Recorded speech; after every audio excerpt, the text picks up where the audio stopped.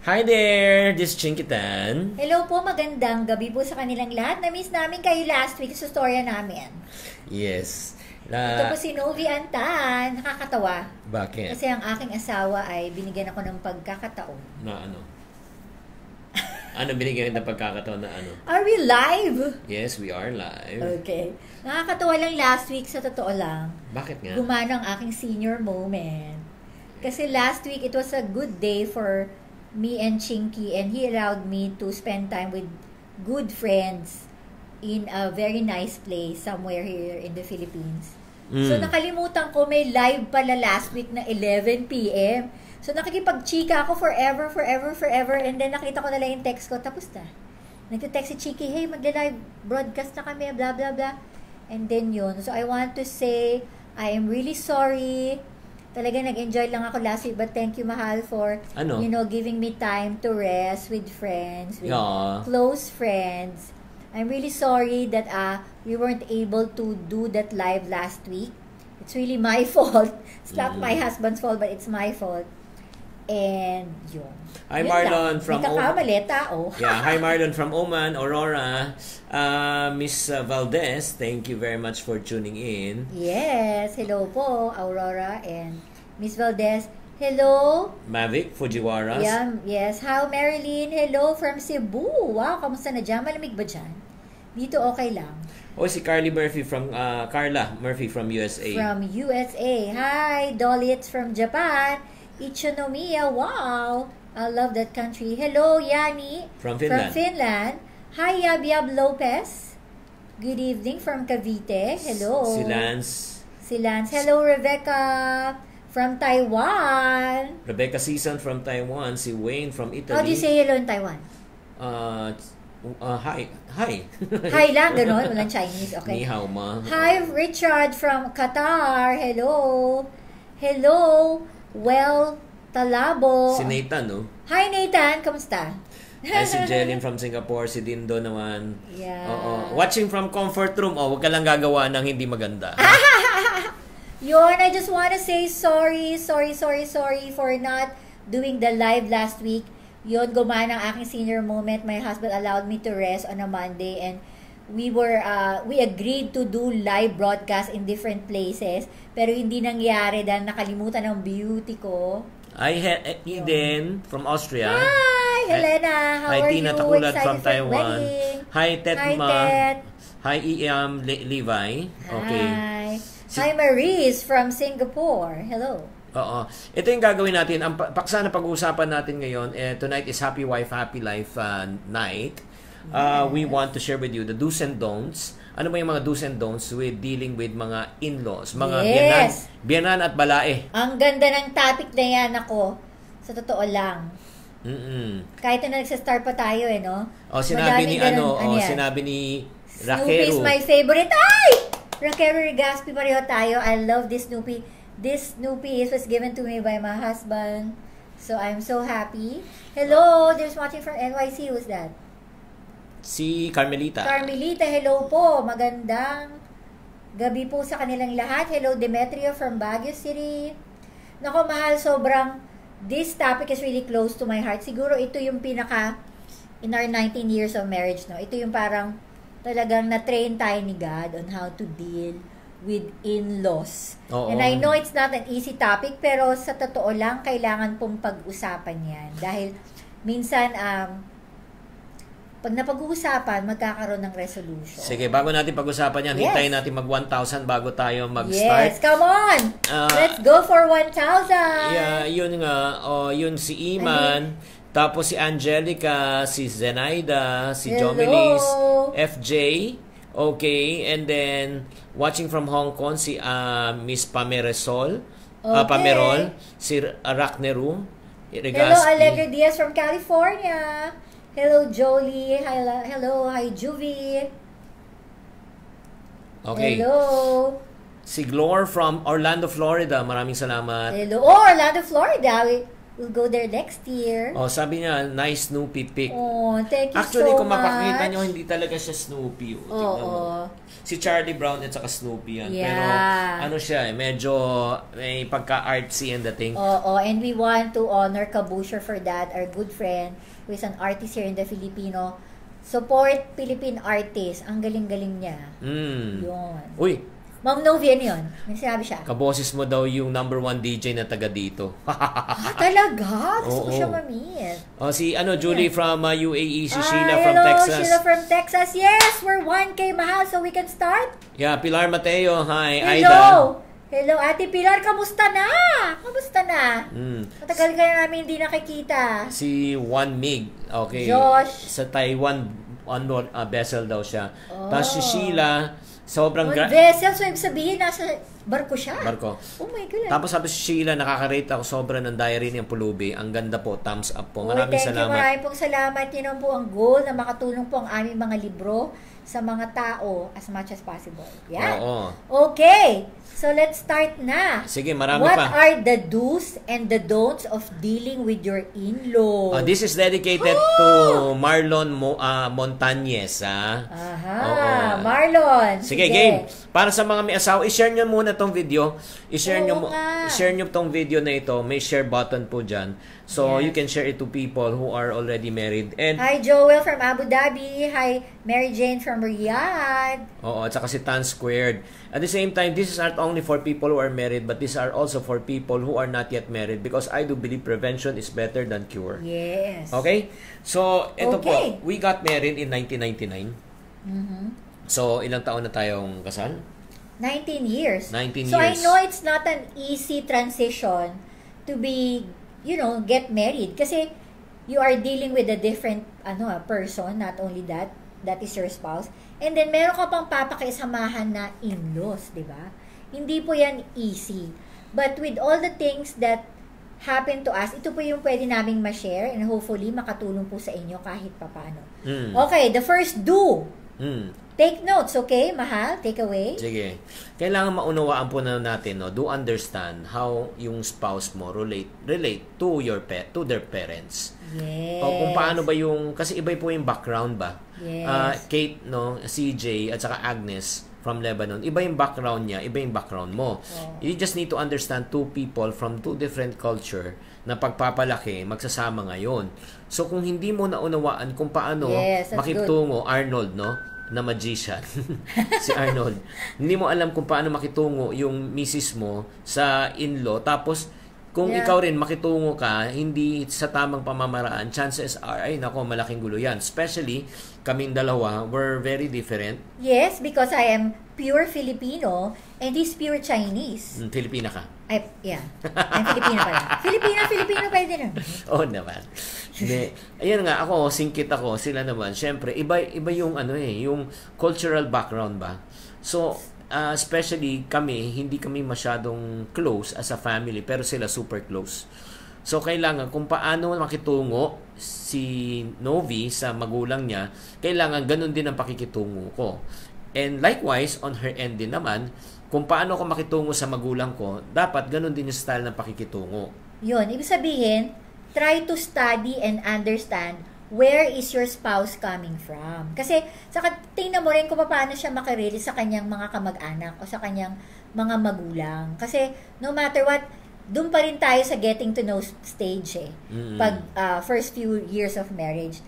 And even though matagal na kayo, alam mo, pinag-aaralan pa rin, hanggang ngayon, pinag-aaralan ko pa rin yung rhythm ng aking in-laws, and si Chinky, ganun din. So, it takes time talaga. You need to invest time on how to understand your in-laws, and that is how your spouse relate to your in-laws. Okay, that's the do. Now, it's the don't. The don't naman is don't assume that yung relationship mo sa pamilya you will be the same just like yung sa asawa mo. Yun, that's good. Kasi minsan nag-a-assume tayo na pareho lang naman.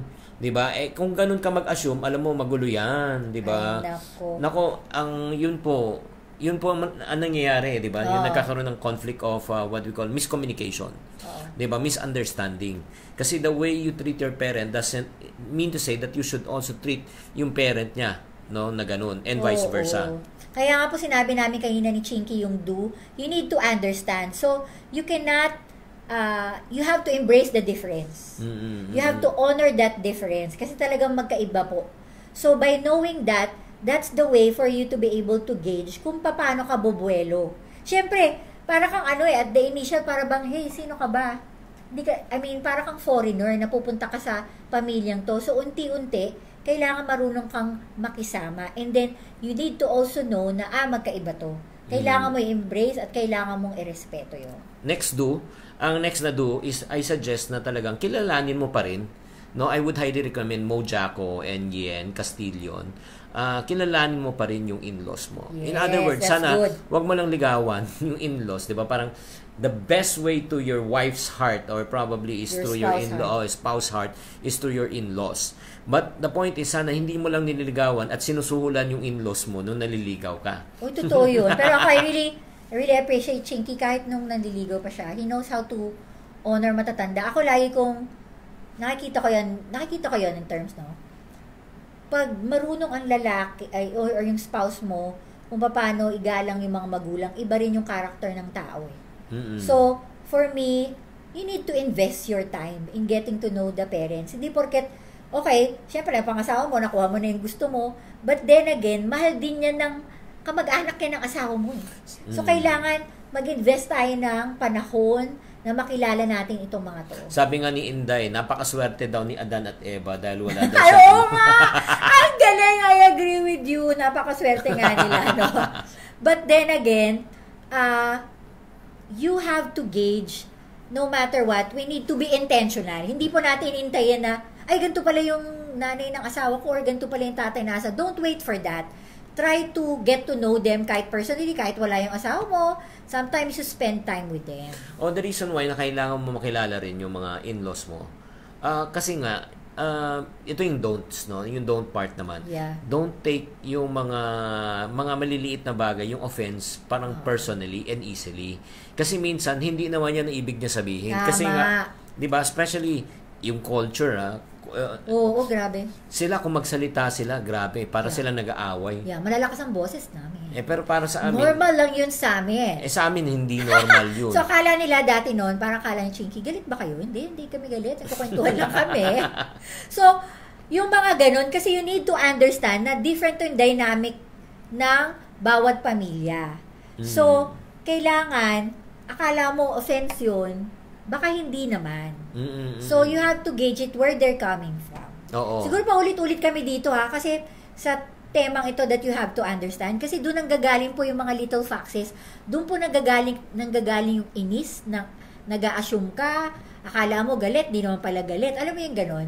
We need to be careful on how to get to know them. To sinabi ni sabi niya, paano po kung ano yun? Sabi ni CJ, paano kung first okay naman yung relationship sa in-laws? Eventually, nung tumatagal, iba talaga ang ugali. Well, kasi naman, reality is we cannot change others what you can change yourself, di ba? That's good, mahal. Hindi mo naman pwede control yung mga in-laws mo, hindi mo naman pwede control yung mga ano. So in other words, makibagay na lang tayo, di ba? Kahit na ayaw mo talaga sa in-laws mo, ayaw mo talaga yung ugali, pero syempre, wag mo nang pakita, di lalo magkakagulo yan. Later kasi sasabihin namin ni Chinks yung you and your spouse, the goal is you need to be a team. You need to be a team na kailangan pagtanggol nyo yung one another. Oo, tapos ito rin isa pang parang isang nakatulong din. I would suggest na i-check mo rin yung family tradition nila. Yes, yung kultura. Oo, mas maganda yung tradition eh. Tradition. Sige. Like for example, hindi ko maintindihan yung tradition nila na kailangan pag may birthday, lahat kailangan pumunta. 'Di ba? Parang okay. Tapos 'di ba pag may dumating galing sa abroad, kailangan lahat pumunta. So, parang sa kanila tradition 'yun. Very important 'yan para sa kanila. Sa kanila yung birthday parang wala lang, dumaan lang birthday. Oo. Sa akin sobrang importante 'yun. Hello. Kaya talaga nung mga celebration ganyan. Talagang sinabi ko sa kanya, ito yung importante sa akin, ito importante sa pamilya ko. Ito yung kailangan malaman mo 'yun kasi minsan clueless ka, ay, yun pala 'yun. Kasi hindi mo, doon minsan sometimes nagkakaroon ng start ng offense. So, kailangan malaman mo kung paano mo respetuhan yung nakagawian na nila.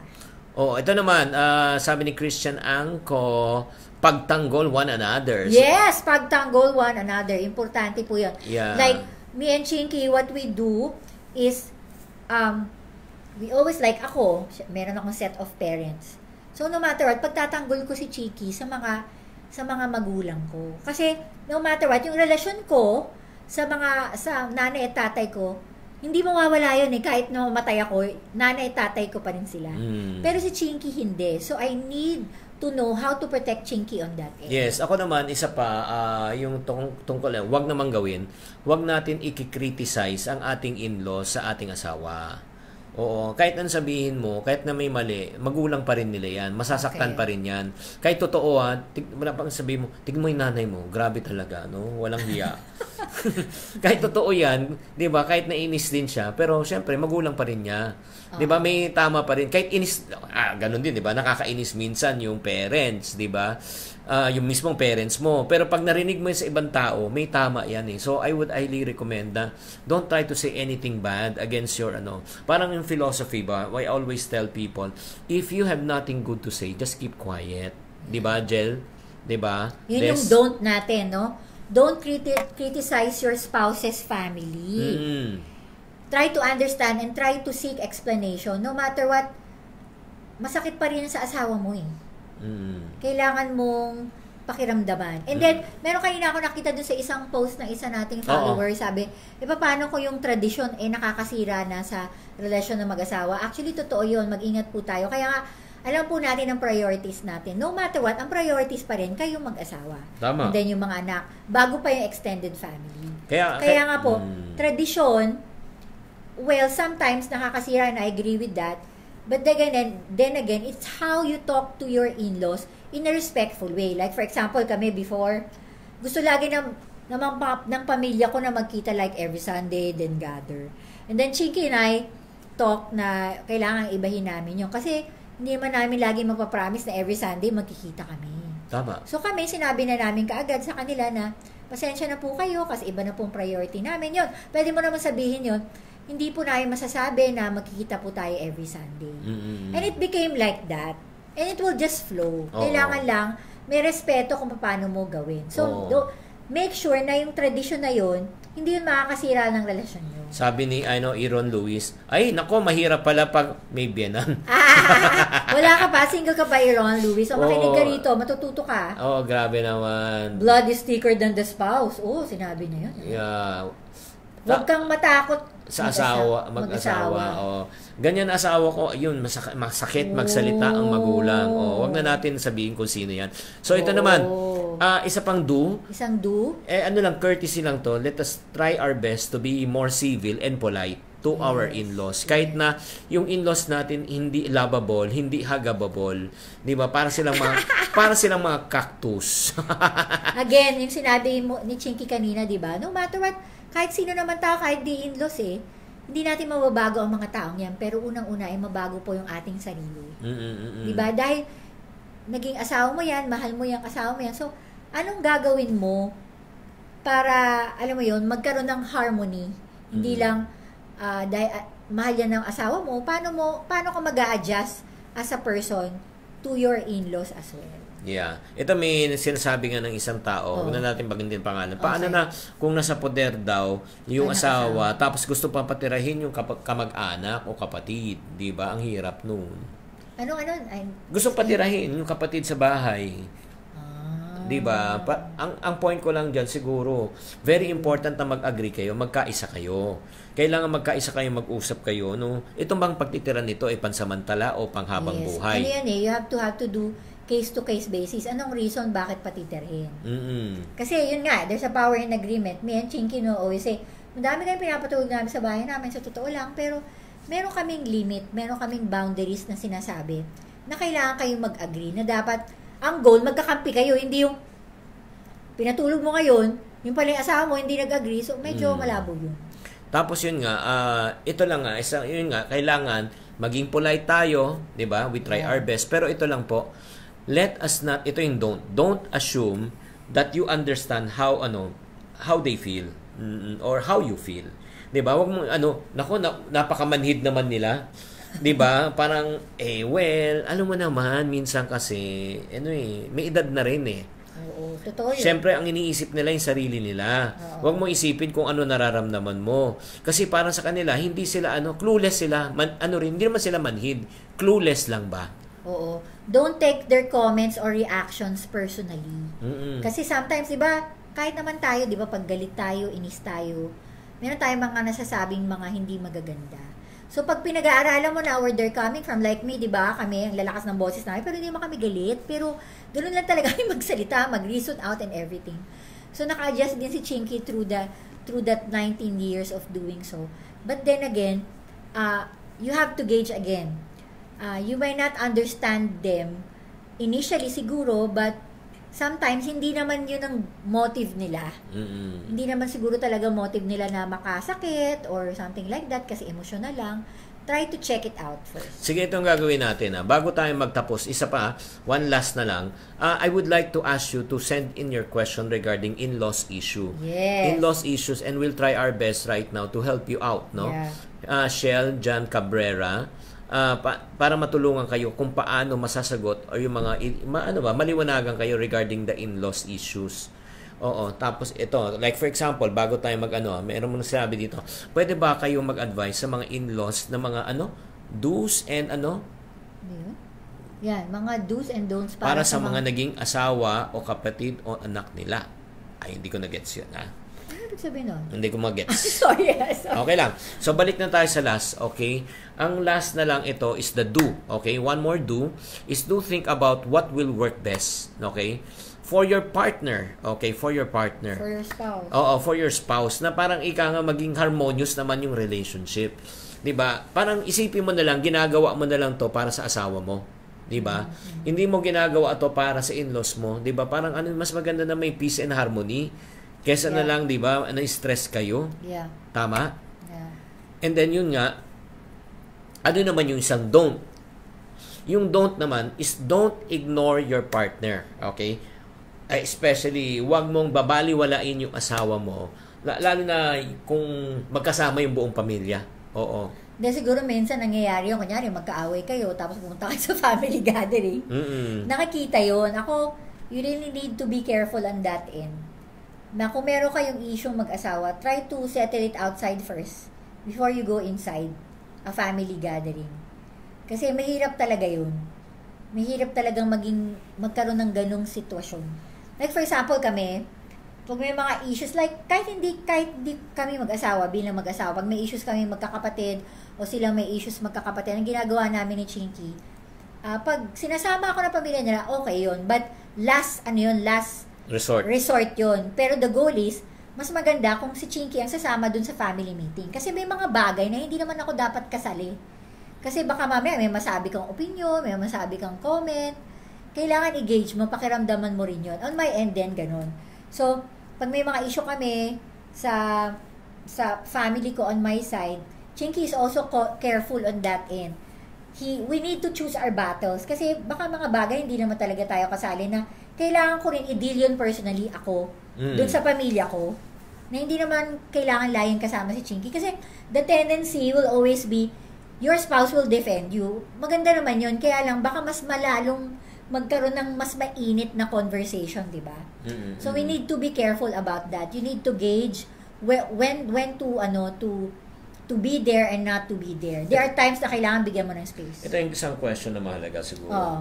Paano kaya mangyayari kung kapag konsentidor ang in-laws mo at matapobre? Ikaw, anong palagay mo? How would you react? Okay. When you say konsentidor, paano yun? Yung may maling ginagawa asawa mo, tapos itinotolerate pa. Or number 2, masyado kang minamata pobre, wala kang kwenta, anong ginagawa mo dito sa bahay, palamunin ka lang. 'Di ba? Anong masasabi mo doon? Ikaw muna, then I will answer. Ang para sa akin, kunyari yung kung kinukonsente ng magulang ang ginagawang pagkakamali ng isang anak, alam mo, at the end of the day, hindi naman yung magulang ang mahalaga kasi I don't know, no? Kung nakatira talaga in-laws mo at kinukonsente, talaga medyo mahirap yun. Pero pag nakahiwalay naman, I think you can deal the issue among your own, di ba? Yeah. Kayong dalawa. Pwede mo naman i-deal yun eh. At saka kunyari, kinukonsente talaga ng magulang kahit mali siya, I think you have to seek other people's, yung parang, yung mga ninong-ninang nyo, or yung mga taong talagang marunong, yung may may right mind ba na magbibigay sa inyo ng advice. Yeah. 'Di ba? Mahirap kasi kung magulang magbibigay talaga ng advice lalo na kung pinoprotektahan. So, paano naman yung sa mata pobre? Oo, paano kung may mata pobre? Yeah. Ang sa akin naman, pag mata pobre talaga yung in-laws mo, as much as possible, you can honor your in-laws. But it doesn't mean to say that you should tolerate what they're doing. Yeah. When you say honor, sige, respetuhin mo pa rin, 'di ba? Kasi in-laws eh. Pero pag may sinasabi ng hindi tama talaga, kailangan you bring it up already to your spouse. Spouse first. Oo, to your spouse, yung asawa mo, and allow your spouse to talk to to the parent, Yes. 'di ba? Sa in-laws mo. Huwag sanang ikaw ang diretso, 'di ba?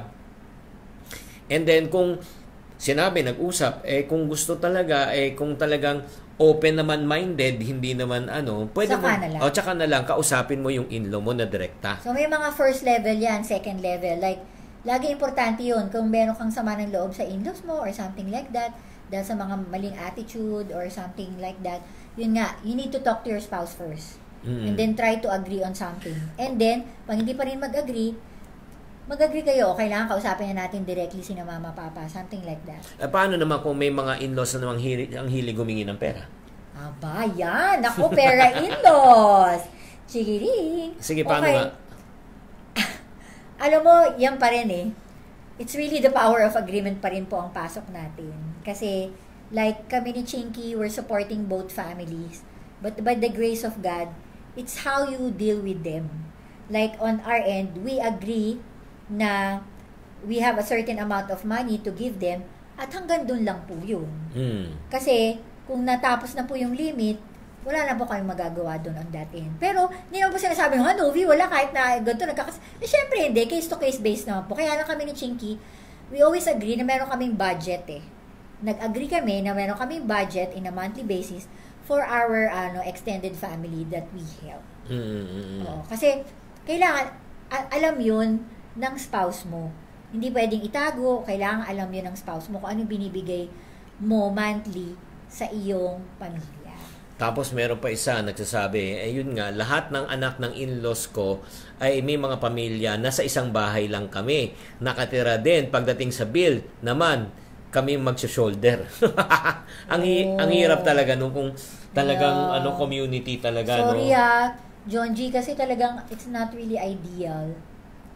Oo, mahirap talaga kung yung nasa isang talaga. Kaya, alam mo, mas maganda na yung bumukod kahit na maliit ang bahay, pero kayo lang, kesa nakikitira kayo or may nakikitira. Ang hirap talaga. Oo. And next naman, paano kung sinisiraan ka ng in-laws mo sa kamag-anak mo? Oh. Ayun nga, again, you need to choose your battles. You need to, kasi nga, you have to gauge and you and your spouse need to be a team on that end. At the end of the day, ang magkakampi, dapat kayong mag-asawa.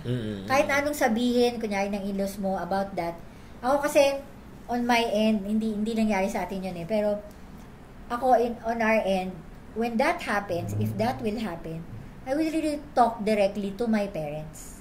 What's happening and everything like that. And then, ako, personally pagtatanggol ko talaga yung asawa ko. Kung mali naman siya, aminin ko na mali niya. Kasi, yun naman po yung dapat eh. Kasi, yun nga, hindi mo makakontrol kung ano yung pwedeng sabihin ng mga in-laws mo eh. Pero yun nga, makakontrol mo yung sarili mo kung hanggang saan ka. So, it is a pang question. What if naman, let's say, may gusto na, kunyari, mag-aral yung anak mo sa itong eskwela na ito. Pero yung in-laws naman, gusto namang i-enroll sa ibang eskwela. O, paano yun naman yun? Po, kasi on my end, priority pa rin ang desisyon yung mag-asawa, hindi po in-laws. Sorry, we need to be firm about it. Hindi po sila magde-decide sa inyong mga anak. Kayo po.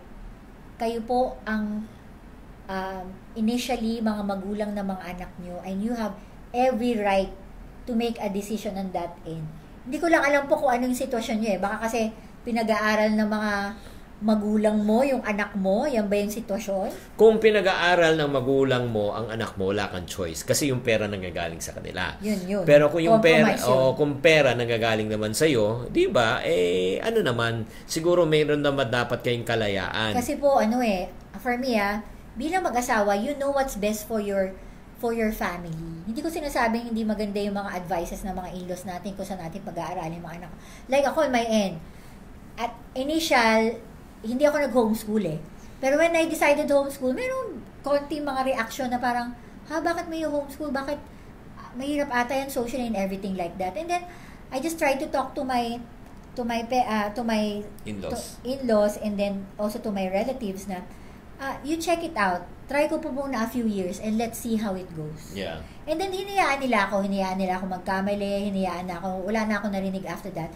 And they were able to see na, okay pala. Kasi no matter what, kailangan din natin magkamali bilang mag-asawa Hindi naman like, for example, it might work for them in the olden times, but it might not work for us now. Depende but sa it's sitwasyon. how you speak to them with respect. Kasi pwede naman kayo mag-disagree, pero sasabihin mo in such a way na, sorry po, marami pong salamat sa advice nyo, pero kami pong mag-asawa, pakita mo na team kayo mag-asawa, kami pong asawa, ito po ang napag-desisyon namin, itong season na po, hopefully po ay kayo po ay mabless sa aming desisyon. Something like that. Ito pa, isa pang siguro ang pinakamahirap talaga. Ganito, I hope that you would appreciate what I'm going to say right now. We just need to understand sometimes yung mga magulang natin, ang tingin pa rin sa atin para tayong mga batang paslit. Kahit na matatanda na tayo, kahit na may edad na tayo, nagpapasya, pero tingin pa rin tayo sa atin ay para tayong mga bata. Pero ito pang problema. Kadalasan, maririnig mo sa mga magulang mo, pwede bang magmungkahi? Pwede bang mag-suggest sa iyo, ito nang gawin natin, ito yung gawin ninyo. Pero ang problema, minsan, ang tingin ng magulang sa suggestion, hindi suggestion, command. 'Di ba? Pag hindi mo tinanggap yung suggestion nila, sasama ang loob nila. Tarang feeling nila, mas magaling ka pa, mas marunong ka pa. Lalo na itong pinakamatindi. Lalo na kung ikaw ay umaasa sa kanila financially. Yun. That's really gonna be hard. And then staying pa in the same house. That mahirap yun Kasi I just want to share with you, Chinky and I, kahit kami, may Chinky breadwinners, both of us are breadwinners in their families, we really decided na talagang bumukod. Kahit na mag-start kami sa maliit, kahit na maliit pa yung bahay namin, talaga nag-start kaming bumukod at talagang, kasi mas maiintindihan namin ang isa't isa, kasi nag-adjust pa kami isa't isa, and not only that, makikita rin natin ng mga magulang natin kung paano tayo tumayo bilang pamilya. Kasi yun naman sabi ni God sa Bible, di ba? We need to live and cleave.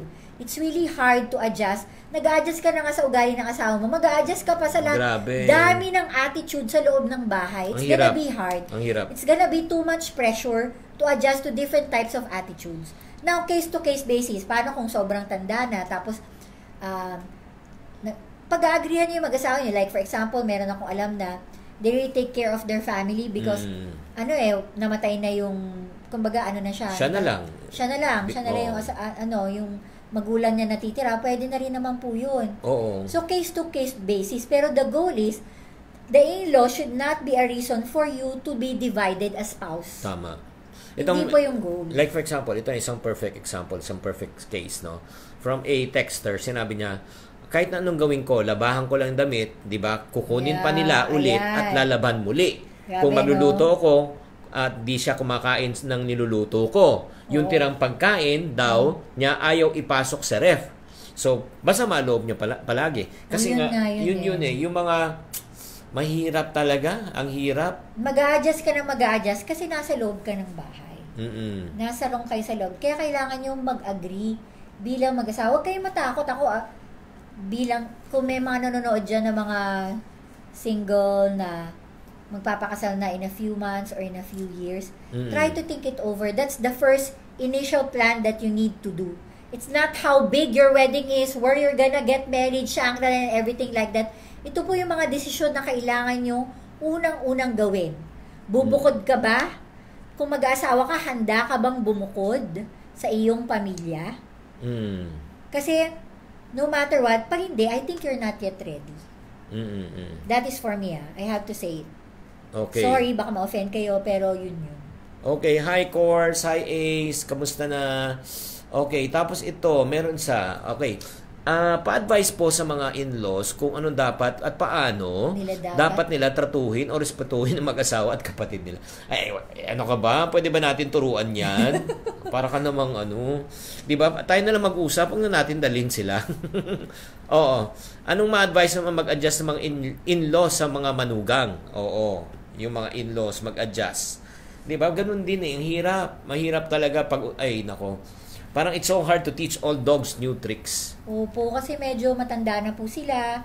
Kailangan natin po sila ipagdasal. We need to accept na hindi po natin mababago ang kanilang mga attitude. Pero yun, again, ulitin po namin. Kailangan po magsimula sa atin ng pagbabago. Hindi lagi yung gauge na para bang, hindi, kailangan mag-adjust sila sa amin. Hindi po ganun. Ito, napakaganda sinabi ni Lizette Han Ortega. Basta nagkakasundo ang mag-asawa, okay na siya. Napakisamahan at wag na pansinin ng mga in-laws kung ayaw nila sa'yo. Diba? Basta, yun nga. Pag yun nagkakaisa. Teamwork kayo. Teamwork.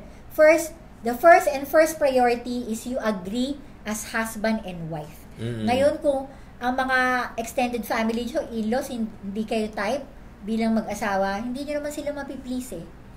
Wala naman tayong mapiplease eh. But then again, you need to pray for them, and one day, hopefully, you'll be able to restore your relationship with them. That's the goal. Hi Tintin, hi Dina.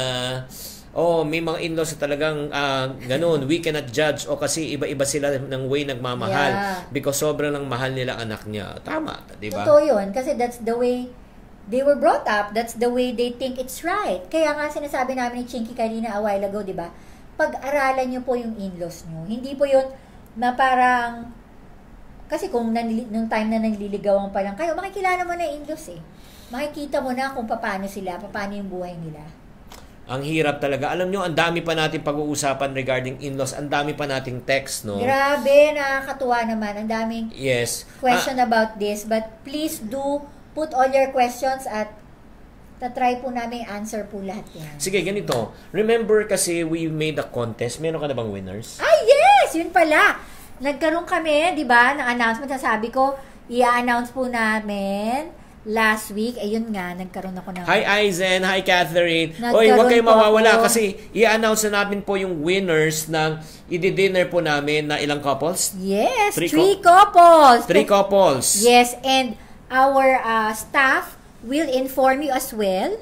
So, for our Happy Wife dinner with 3 couples, let's announce them now. Number 1. Okay. Anatolin Bernal Padilla. Congratulations! We're looking forward to have dinner with you, Anatolin Bernal Padilla. Next is, Mahal? Si Jiniel Carranza Liklikan. Yes, congratulations! We're looking forward to have dinner with you. Again, Jiniel Carranza Liklikan. And last is... Si Ria Garcia. Yay, Ria Garcia! Congratulations! You're gonna have dinner with us. Thank you so much sa lahat nang nag-join, and thank you so much sa lahat na nag-join, nag-subscribe sa aming YouTube. You can still catch, you can still subscribe to our YouTube account sa Happy Wife, Happy Life Chinkitan. And madami pong topics, hindi lang po itong in-laws na ito. Kung you think na na-miss ni out nila, mapupunta po ito sa aming YouTube account. At madami po itong kaming topic na diniscuss on our YouTube account na sana po makatulong sa inyo. At para sa mga mag-asawa na like for example, this coming Christmas season, nag-ano kayo, ay ano kaya magandang regalo sa ating mga in-laws? Hindi totoo si Victor humabol pa. Ay, Kuya Victor, kasi po that's one way. I see how Chinese people also honor their in-laws. Grabe yung intimate. I just want to honor my in-laws, si Mama, Papa. They're really so good to me even though we are totally different culture. They really tried to honor me no matter what. I still remember nung pagbuntis ako, lagi ako hinihilot niya na talagang minamassage na talagang tinitake care. That's how they express their love, and I really appreciate them. And even until now, they really express how they love us, and I'm thankful for that. Thank you, Mahal. Sige, maraming salamat. And then, para sa mga taong gustong mamigay ng mga libro ng Diary of a Pulubi, My Ipon Diary, and My Budget Diary, itong tatlo, good news, it's available right now at 50% off. Oo. If you order 5 each, no? 5 each instead of 150 each, magiging 75 pesos each na lang. You can give this as a gift to your in-laws, para matuto mag-budget, para matuto mag-ipon, para hindi mamulobe. Oo. In order for you to order all of these books at 50%, all you need to do is just type interested. If you're interested to order this, just type the word called interested. Isesend namin sa inyo yung links right now. Pwede nyong ipamigay, pwede kayong magbenta, pero wag sa in-laws. Pwede nyo bigyan sa in-law. Bigyan nyo na lang. So, you can order this right now online. Just type the word called interested and I'll send you a link and you can get it at 50% Grabe, discount. ang dami ko pa nakita mga questions. Grabe, ang dami. Hopefully, we could be able to answer that through our series with these videos on a Monday.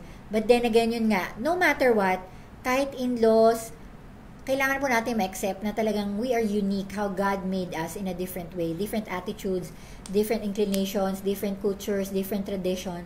But at the end of the day, yun pong sinasabi ni God, we need to love each other no matter what. Even though we have differences, at the end of the day, are we willing to work it out? Are we willing to work it out, these differences in our lives? Yes. So, kami ni Chinky, we hope and pray with all your in-laws there. Sana po ay magkasundo po tayo. Hindi lang po dahil malapit na yung Christmas. Sana po all year round. Yes. No matter what, it takes time. So, don't give up this transitional stage of getting to know your spouse. I know it's not easy, but keep on praying for your spouse. I think that's one thing that I can give you the biggest tip on you think na pwede magbago yung in-laws nyo. Pag-pray nyo yung in-laws nyo. Tama. No matter what. And last but not least, para sa mga team abroad, they're asking kung may ebook ba nitong tatlong to. Itong My Budget Diary, My Ipon Diary, and Diary for Pulubi. Good news, may ebook na po. May ebook na po to. You can already download the ebook here. All you need to do is just go to chinkitan.com and go to shop. chinkitan.com and go to shop, and then you can download the ebook version of these 3 books para sa mga team abroad. Guys, thank you very much. Mary Ivy, thank you very much. Daisy, thank you very much. Jesus. Hello. Maraming happy wife, happy in-laws. Yes. Nice. Hi Noel, thank you very much. Hi Rose, thank you very much. Okay. Cyril, maraming salamat po sa pong salamat. Offie, thank you. Thank you very much. Thank you very much. Okay, sa lahat po ng winners, our staff will contact you personally and we will schedule our dinner. So, we will post also our dinner, mga Happy Wife followers. So, wait on that. We will try to video our dinner, exact dinner. So, hopefully, yung mga future couples that can have dinner. Kasi, kahit tayo are e-touch, we want to, be high touch. Be high touch. And then, di ba, kailangan may high touch, may may in-touch and may high touch. Kasi kahit na po tayo ay ganito mga digital time na, we need to intentionally talk to each other no matter what. Yun po, maraming pong salamat! Para sa mga taong interesado to get this at 50%, just type the word called interested and we'll send you the link. Okay? Bye! Ito po, si Novi Antan. At si Chinkitan. Always remember, pag may happy wife, may happy life. Bye!